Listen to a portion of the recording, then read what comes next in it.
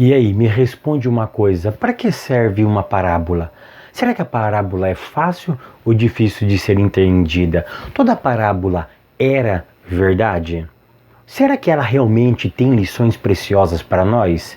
Será que eu posso pegar todos os elementos da parábola e aplicar para o nosso dia a dia? Essas e outras questões serão respondidas nesta videoaula, então não percam!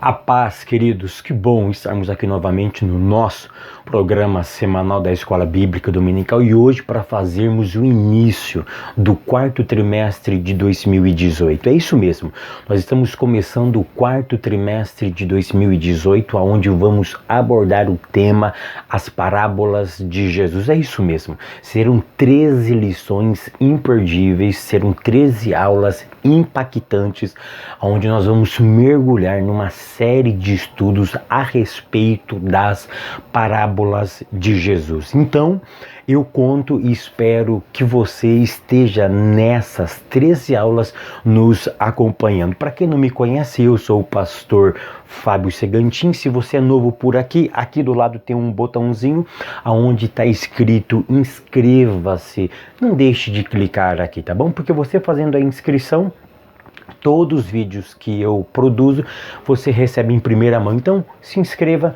não deixe de ativar o sininho também, isso é muito importante, porque tudo que eu posto aqui no nosso canal, você recebe em primeira mão. E deixe o seu like também, tá vendo esse joinha aí, ó? Dá um tapinha nele, porque isso é muito importante para nós. E faça também um comentário dessa lição. Queridos, então, vamos para a nossa primeira aula. A primeira aula do quarto trimestre de 2018, onde vamos abordar o tema As Parábolas de Jesus. E a lição de número 1 tem como título Parábola, uma lição para a vida. E a leitura bíblica em classe se encontra no livro de Mateus, no capítulo de número 13, do verso 10 ao verso 17. Evangelho de Mateus, capítulo de número 13, do verso 10 ao verso 17. Então hoje estaremos iniciando mais um novo trimestre, onde vamos abordar 13 aulas. Nessas 13 aulas nós vamos mergulhar nas profundidades das parábolas de Jesus.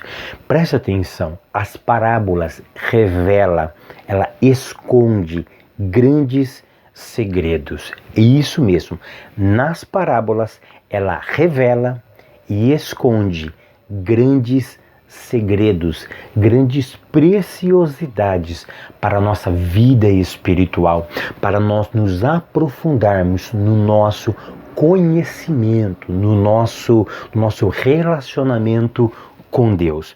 As parábolas de Jesus, deixa eu deixar isso muito bem claro aqui, não pense você que as parábolas de Jesus são fáceis. Quem te contou isso?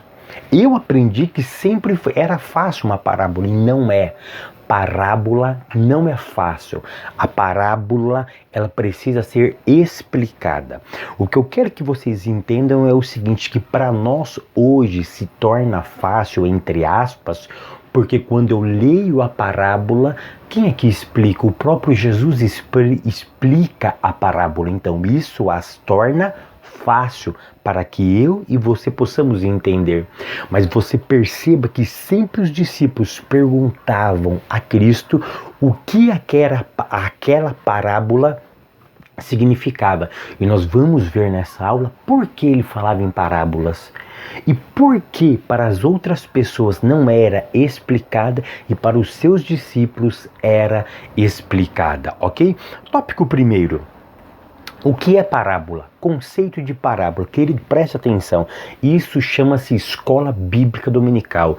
Não queira fazer disso uma aula teológica, não queira, pelo amor de Deus. Eu vejo professores que não têm capacidade e pensam que têm e fazem da escola uma aula teológica. O cara quer olha, não, peraí, vamos de forma simples e sucinta. Lá tem irmã que não sabe ler e escrever, tem irmã que vai lá por tradição, porque ela ama a Bíblia, e você tem que entender isso. Mas eu sei que também vai médico na escola, vai advogados, vai pessoas intelectuais da escola, então você tem que atender todo esses públicos, atingir o coração, a mente de cada um deles, ok? Mas quando a gente fala por baixo, eu atinjo a todos. Eu aprendi isso. Quando eu falo com simplicidade, eu atinjo o sabe tudo, mas eu atinjo aquele que não sabe nada. Eu atinjo o intelectual e aquele que não é intelectual. Então vamos na simplicidade que nós vamos conseguir atingir toda a nossa classe, ok? Aí quando você estiver dando aula numa sala teológica, aí você se aprofunda realmente. Conceito. A parábola no hebraico tem um termo chamado mashal, ok? Teve uma pessoa que ficou brava aí comigo, falou que eu não poderia, se isso é aula de pronúncia ou é aula de escola, né? Eu só estou ajudando vocês na pronúncia correta, apenas isso, ok? Parábola no hebraico é mashal. Esse conceito, olha só, é muito usado pelos sábios judeus. Por quê? Porque a palavra parábola, ela é conhecida, ela é chamada no hebraico de agadote, ok? Uma agadá é uma parábola, agadote são parábolas, ok? Mas por que existe o termo machal e o termo agadote? De forma muito simples, machal ela é usado mais no mundo, me entenda o que eu vou dizer, no mundo acadêmico, no mundo dos sábios. A agadote é usado no cotidiano. Sabe aquelas anedotas, aquelas sabedorias populares, né?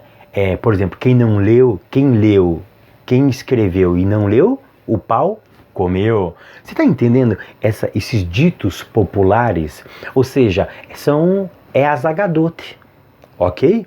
O machal, ele sai da agadote, ele sai do cotidiano, ele entra no mundo dos pensadores, ok? E aí criou-se então o termo machal, ok? De uma forma muito bem simples, tá? Então, o que você precisa ter em mente é o seguinte, que uma parábola não é algo simples de entender, como muitos pensam, já falei sobre isso. Então olha que interessante, que precisamos entender que parábola não é tão simples como nós pensamos que é. E uma outra coisa, a parábola sempre vai trabalhar com coisas, com elementos do nosso cotidiano que eu e você conhecemos. A parábola não pode trabalhar com elementos desconhecidos, porque se ela trabalha com elementos desconhecidos dos seus ouvintes, presta atenção no que eu vou dizer, ela perde o seu foco, ela perde o seu ideal. Então ela trabalha com elementos conhecidos do cotidiano, ok? Do cotidiano. Pegando isso, aí lá no finalzinho da aula eu vou explicar como eu interpreto uma parábola. Então você precisa entender isso, tá bom? Então ela pega elementos conhecidos do cotidiano para ilustrar, presta atenção, verdades absolutas, ok? Ponto 2. A distinção entre a parábola e outras figuras de linguagem. Querido, aqui eu quero ser simples e objetivo. Tá? Até entre os grandes acadêmicos isso é complicado. Tem acadêmico que vai falar que parábola ela é uma metáfora, uma alegoria e um símile. Outros vão dizer que não. Uns vão dizer que a parábola está mais ligada a uma alegoria do que a metáfora e ao símile. E por aí vai. Tá? O que eu quero salientar aqui para vocês é o seguinte, a diferença entre parábola e mito. Isso me preocupa, tá? Isso me preocupa muito. Parábola e mito. Por quê? O que é um mito, Fábio? Mito é uma representação fantasiosa de algo concreto. O que é um mito? O mito é uma representação fantasiosa. Por que eu uso o termo fantasioso? Fantasioso aqui é o exagero da coisa. É quando a pessoa exagera em algo para trazer uma verdade absoluta. Ou seja, ele vai além do imaginável, além do possível.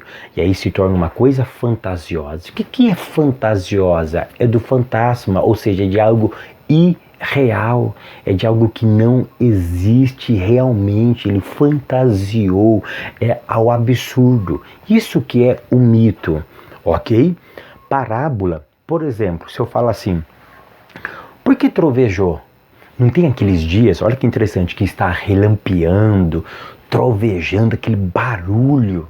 E aí eu aprendi desde criança, né? Nossa, mas que trovão que deu agora. Não, é Pedrão lá em cima arrastando a geladeira. Pedrão pegou a geladeira ou o guarda-roupa dele, ele tá empurrando, faz aquele barulho. Faz aquele barulho. Ou seja, isso é o quê? É um mito. Ok? É um mito. Por quê? Porque eu estou fantasiando uma coisa. Vocês conseguiram entender? E é essa que é a ideia do mito. A parábola, olha só que interessante, a parábola pode não ser uma narrativa verdadeira, mas ela nunca vai ser fantasiosa.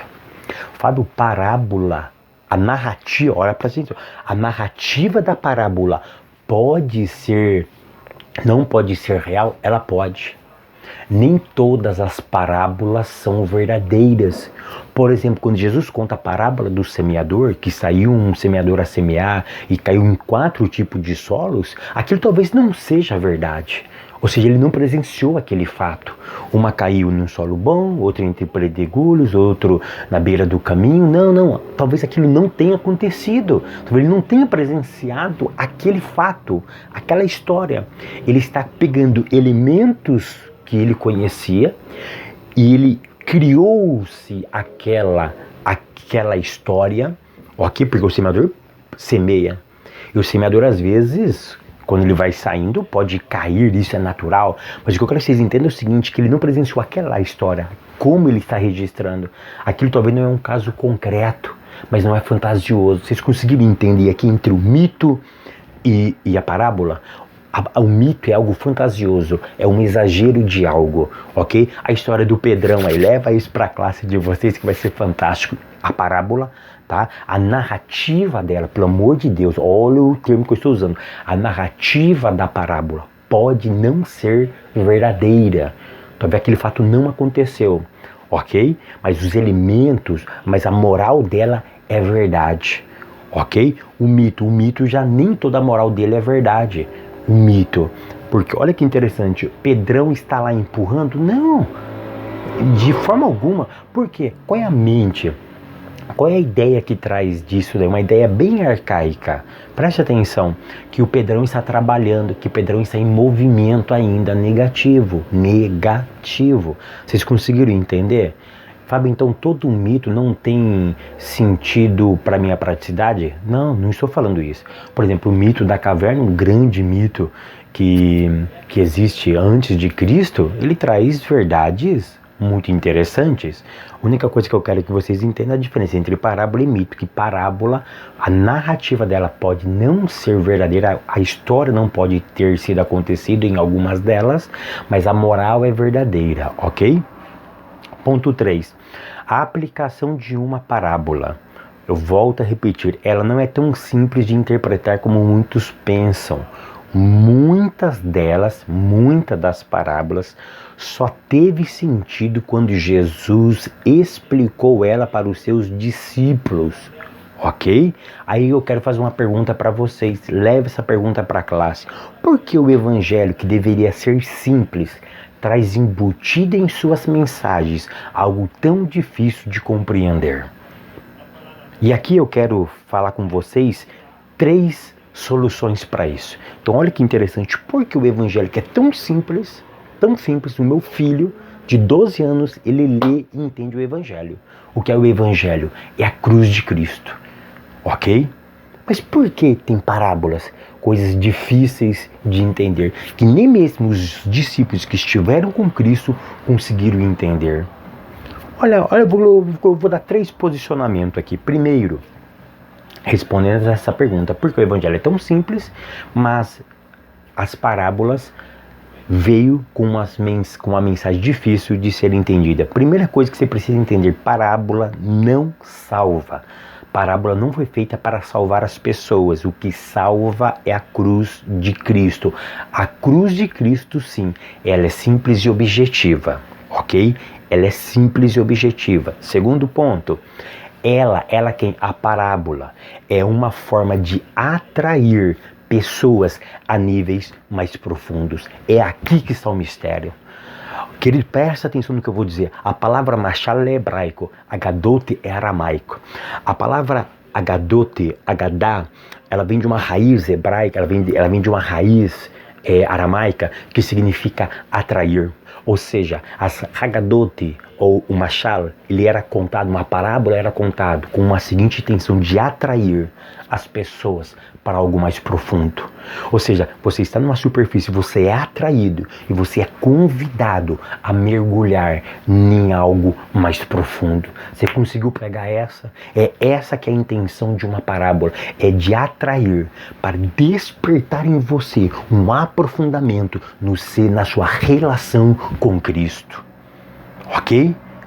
Numa relação com Cristo. Terceira ideia: nem tudo vem de mão beijada, exige esforço, dedicação e empenho. Sabe por que contava-se uma parábola? Para a pessoa aguçar a sua ideia, para ele tentar mergulhar em algo mais profundo. E toda vez que eu vou mergulhar em algo profundo, eu vou encontrar aquilo que eu não conheço. E toda vez que eu vou entrar em algo desconhecido, eu preciso ter esforço, eu preciso ter dedicação e eu preciso ter empenho, e eu preciso ter preparo, e eu preciso querer. Se eu não querer, eu não vou me esforçar. Se eu não me esforço, eu não me dedico. Se eu não me dedico, eu não empenho. Você conseguiu entender que a ideia da parábola do machal, da agadote, na verdade é atrair, para te levar ao nível mais profundo com Deus? Você leva isso para a classe. As parábolas de Jesus vai levar eu e vocês, meus alunos e minhas alunas, a mergulhar no oceano do Espírito. E se você está gostando dessa aula, ó, dá o like e comenta aí, tá bom? Por quê? Porque essa que é a intenção, é o Espírito de Deus te aprofundar num relacionamento mais profundo com Ele. Tópico segundo, contexto social e literário. Ponto 1. Galileia no tempo de Jesus.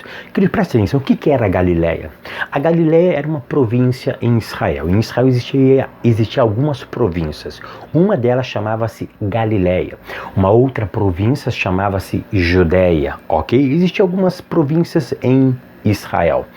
A província da Galileia, na época de Jesus, ela chegou a ter 240 cidades e vilas. A Galileia chegou a ter 100 mil homens no seu exército. A Galileia era uma mistura. Ela não tinha só judeus, tinha judeus e gentios. Por quê? Porque a Galileia foi uma das regiões mais helenizadas, é isso mesmo, mais helenizada do tempo de Jesus, tá bom? Se você não sabe desses termos, quer fazer o curso de teologia comigo? Ó, em algum lugar vai aparecer meu WhatsApp aqui, tá bom?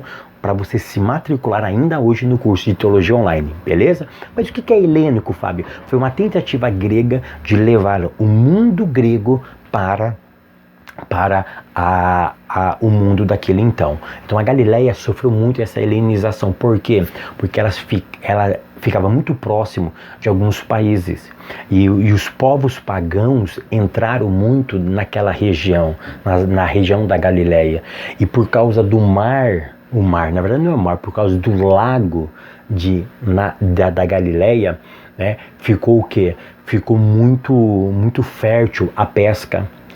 Ou seja, a agricultura era muito forte, a pecuária era muito forte, a economia era muito forte, entendeu? O trigo era algo muito produtivo na Galileia, inclusive o trigo na Galileia eles conseguiam exportar o trigo porque sobrava, então a economia era muito forte na época da Galileia, e a Galileia era muito mais próspera do que a região da Judeia, Inclusive eles tinham uma briga, a região da Judéia era mais ortodoxa, a região da Galileia não era nem tão ortodoxa assim. Só para você ter uma ideia, teve uma época que o Sinédrio ficou na Galileia, por ser um ponto tão importante. Jesus nasce na onde? Na região da Galileia. Jesus começa o ministério na onde? Na região da Galileia. Vocês conseguem entender a importância da Galileia? O ministério de Jesus gira em torno da Galileia e de uma cidade que ele teve um trabalho a mais com aquela cidade, que foi Cafarnaum. Tá bom? Então é muito rico a região da Galileia. Ponto 2, Jerusalém no tempo de Jesus. Jerusalém era o lugar mais sagrado pelos cristãos, tá? Pelos judeus, ou seja, ela era um lugar mais sagrado para a religião judaica. Depois os cristãos aderem também Jerusalém como um dos lugares mais sagrados que existe. Jerusalém ela foi comprada por Davi, mas ela foi escolhida por Deus. É isso que importa. Ela foi escolhida como a morada, entre aspas. Eu sei que Deus mora entre nós, mas é para lá que nasceu o Messias. É lá que vai voltar o Messias, o centro.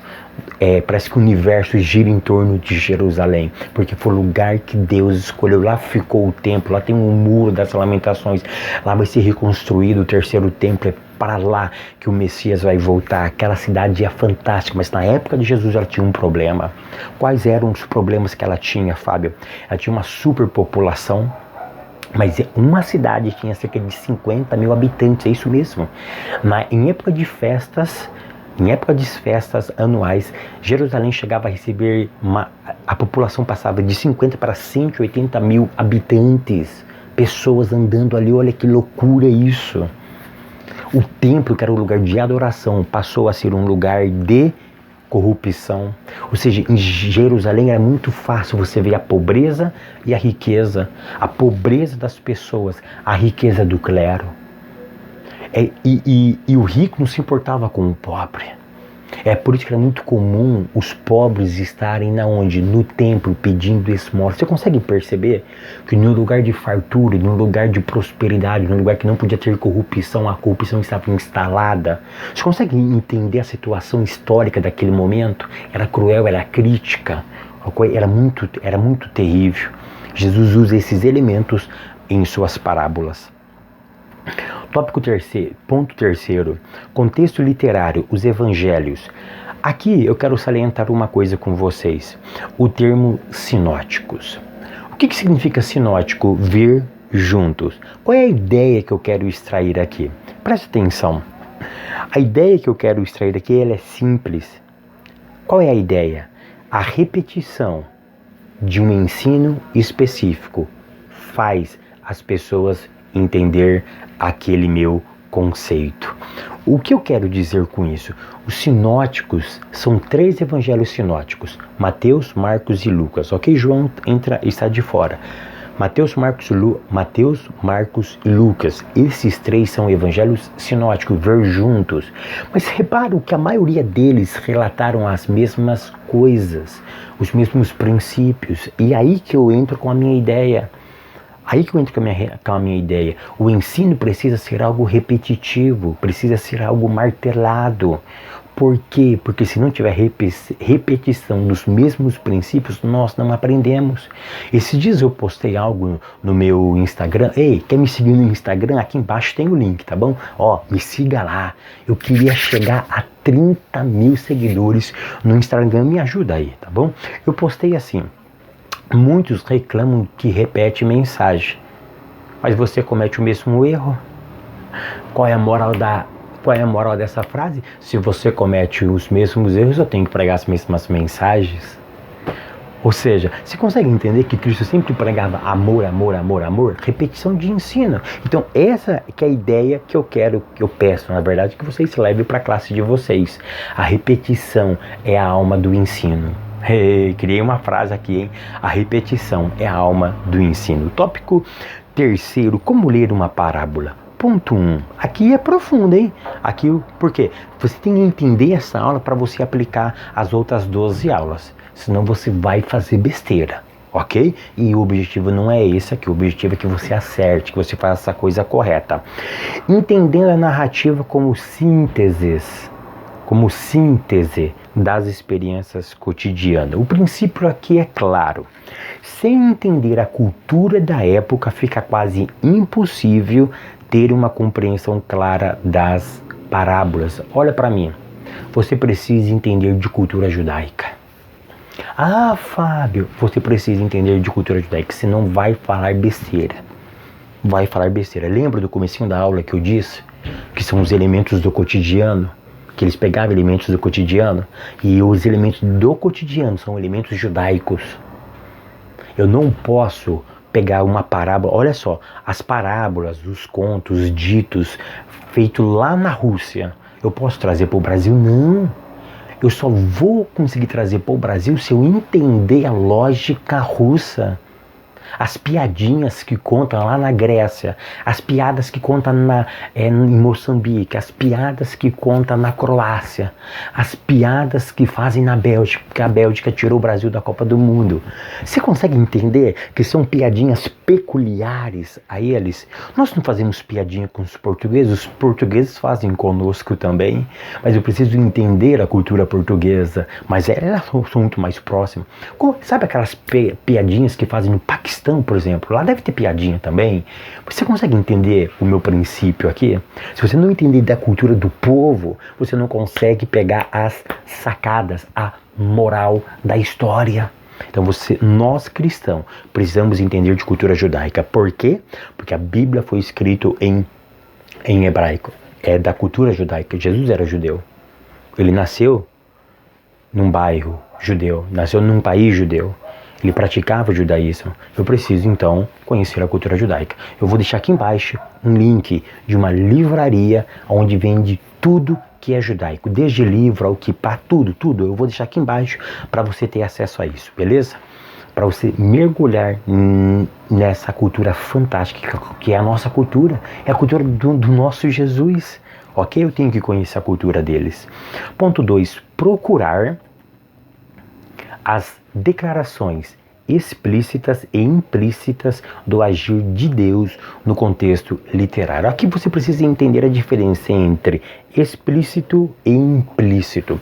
O que é algo explícito? É aquilo que está às caras, tá? Sabe aquele negócio? Nossa, mas tá na sua cara, você não tá vendo? Ou seja, é o óbvio.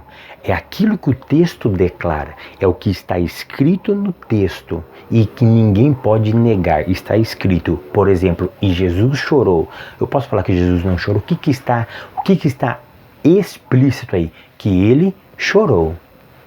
Ok? Que ele chorou. Aí, o que é o implícito? É aquilo que eu posso subentender do texto. É aquilo que eu posso subentender do texto, ok? Por exemplo, quando o texto diz que sem paz e sem santificação ninguém verá o Senhor. O que está explícito? A paz, a santificação, eu vejo o eterno. Pronto. Aí qual que é o oposto? Isso é o explícito, está explícito. A paz e a santificação me leva a ver a Deus. Pronto. E o que está implícito? O que o texto está querendo dizer? O que está por detrás do texto? Por exemplo, o oposto de paz, guerra. Ou seja, se eu promovo guerra, eu não vejo Deus. O que está implícito no segundo termo, santificação? Qual o oposto de santificação? Impureza. Conseguiu pegar? Olha só, então o texto está querendo dizer, se eu faço impureza, se eu ando no pecado, isso não vai acontecer. Você conseguiu entender? Então nas parábolas eu tenho que pegar essa ideia do implícito e do explícito, ok? Que os judeus chamam de forma muito mais profunda, são níveis de interpretações, eles chamam de sodê, né? São níveis de interpretações dentro da cultura judaica. Na verdade não é sodê, é a última classificação, perdão, é o pardês. Lembrei aqui, é o pardês. O par desses são níveis de interpretação que um deles é o SOD, ok? Ponto 3. Identificar a aplicação prática da parábola. Tá?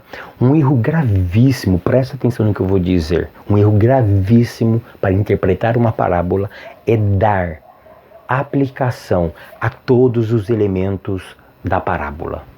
Quer ver um erro clássico nisso? A parábola do bom samaritano. Nós queremos dar valor para todos os elementos. Para o sacerdote, para o levita, para o vinho, para o hospedeiro, para o hospital, para a estalagem onde ele ficou, para o dinheiro. Quando eu voltar, eu vou pagar. Queridos, a parábola tem uma moral, ok? Qual é a moral dessa parábola, por exemplo? Nós vamos explicar nas outras aulas, tá bom? Pode ficar tranquilo com isso, mas toma cuidado.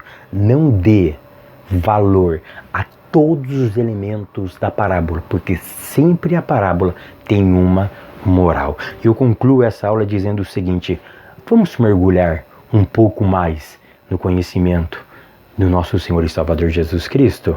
Vamos lá? Eu conto com você. É por isso que eu e você estamos aqui, tá bom? Que o Eterno continue te abençoando, prosperando a tua vida, a tua casa, o teu ministério, os teus negócios. Ô queridos, olha eu aqui. Me dá 2 minutinhos apenas. Eu queria falar novamente sobre o meu curso de Teologia Online. É isso mesmo, o meu curso de Teologia Online, ele já está com 2 matérias prontas. Você pode começar o curso a qualquer momento, eles são 12 disciplinas. Você pode rever essas disciplinas quantas vezes você quiser, tá bom? São 12 disciplinas, cada disciplina tem em média 25 aulas, cada aula tem em média 10 minutos, ok? De aula. Você pode assistir quantas vezes você quiser, você pode parar, você pode assistir de dia, de noite, de manhã, de madrugada, não tem horário para você assistir. Quanto tempo eu vou ficar com essas aulas, Fábio? Pela legislação, apenas 2 anos, no máximo, mas eu vou deixar com vocês por tempo indeterminado, ok? Talvez pode durar 5, 6 anos, não sei, mas vai durar por mais de 2 anos, isso eu te garanto. Querido, quanto que é? Meu irmão, é apenas 12 parcelas de R$ 79,90.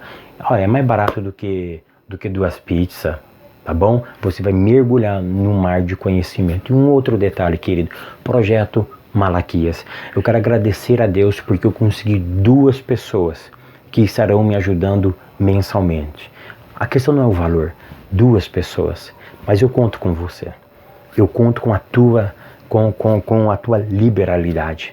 Me ajuda no projeto Malaquias. O que o projeto Malaquias vai propor? O que o projeto Malaquias vai fazer? Querido, você vai me ajudar a manter isso daqui. Você vai me ajudar a fazer o quê? A potencializar aqui. Na verdade, eu preciso comprar uma câmera em HD, uma câmera top. Preciso comprar outro microfone. Esse microfone eu ganhei, entendeu? Não é dos melhores, mas eu preciso potencializar. Eu preciso comprar uma câmera bacana. Eu preciso fazer um lugar onde eu possa me dedicar exclusivamente na área do ensino. E eu gostaria que você me ajudasse. A Bíblia diz que aquele que ministra, que aquele que está no altar possa viver do altar. Os mestres em Israel, eles eram ajudados financeiramente para se dedicar intensivamente na ministração da palavra. Me ajude, querido. Eu fiz um clamor aqui que eu preciso de 2 pessoas. Eu consegui de 1000 pessoas. Eu preciso de 1000. Eu consegui 2 pessoas. 2. Já começou. Já começou. Eu acredito que eu terei ainda 1000 pessoas me ajudando nesse projeto. E eu conto com você. Faça um voto. Ora a Deus. Senhor, essa obra realmente é tua? Você está sendo abençoado com ela? Você já foi abençoado com ela? Então venha fazer parte desse projeto Malaquias para que mais pessoas possam ser alcançadas pela pregação do Evangelho. Que o Eterno continue realmente abençoando a tua casa, a tua vida, os teus negócios, em nome de Jesus.